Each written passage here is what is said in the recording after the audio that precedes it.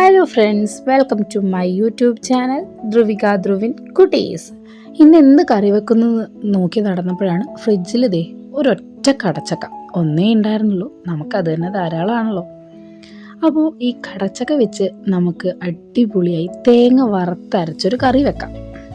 അപ്പോൾ ഈ പേഴ്സണലി എനിക്ക് കടച്ചക്ക ഭയങ്കര ഇഷ്ടമാണ് കേട്ടോ. പിന്നെ നിങ്ങളുടെ നാട്ടിലൊക്കെ ഇതിന് എന്താ പേര് പറയുക എന്നുള്ളതൊന്ന് കമൻറ്റ് ചെയ്യണേ. ഞങ്ങളുടെ നാട്ടിലൊക്കെ കടച്ചക്ക എന്ന് തന്നെയാണ് പറയാറ്. അതിന് ഞാൻ കഴുകി വൃത്തിയാക്കി മുറിച്ച് നല്ല ചെറിയ കഷ്ണങ്ങളാക്കി വെള്ളത്തിലിട്ട് വെച്ചിട്ടുണ്ട്. അപ്പോൾ കുറച്ച് നേരം ഇത് ഇങ്ങനെ വെള്ളത്തിൽ കിടക്കട്ടെ. അപ്പോഴേക്കും നമുക്ക് കുറച്ച് ഉള്ളിയും പച്ചമുളകും എടുത്ത് മുറിച്ച് വെക്കാം. അപ്പോൾ ഇതിന് ഒരു ഉള്ളിയും ഒരു 3-4 പച്ചമുളകും മാത്രം മതി. പിന്നെ നമ്മൾ കടച്ചക്കയൊക്കെ കഴുകി നല്ല വൃത്തിയാക്കി എടുത്തിട്ട് കുക്കറിലാണ് ഞാൻ കറി വെക്കുന്നത്. അതുകൊണ്ട് നല്ല കഴുകി വൃത്തിയാക്കിയ കടച്ചക്ക നമുക്ക് കുക്കറിലേക്ക് ഇട്ട് കൊടുക്കാം.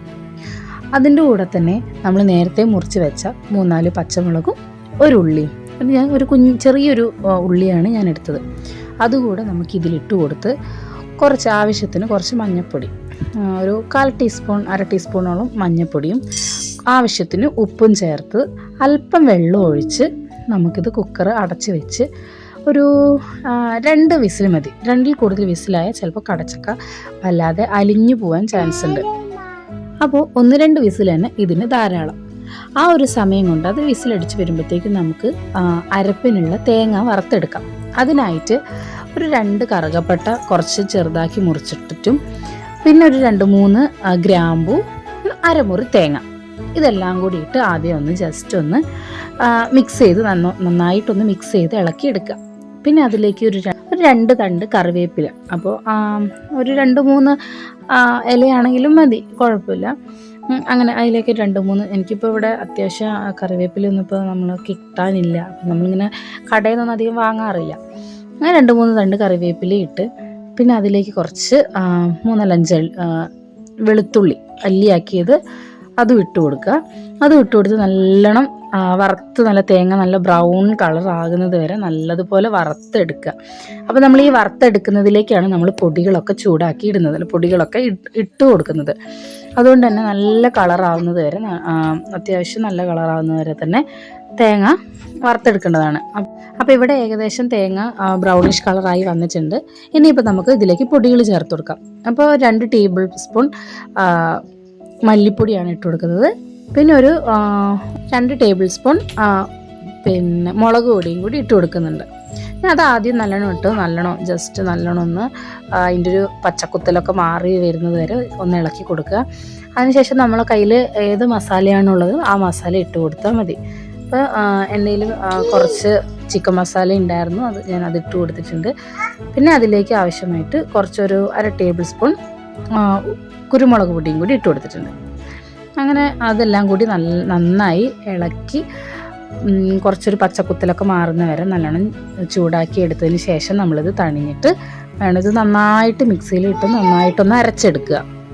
അങ്ങനെ അത് നന്നായി അരച്ചെടുത്തതിന് ശേഷം നമ്മൾ ഈ വേവിച്ച് വെച്ച കടച്ചക്കയിലേക്ക് ആ അരപ്പ് ചേർത്ത് കൊടുക്കാവുന്നതാണ്.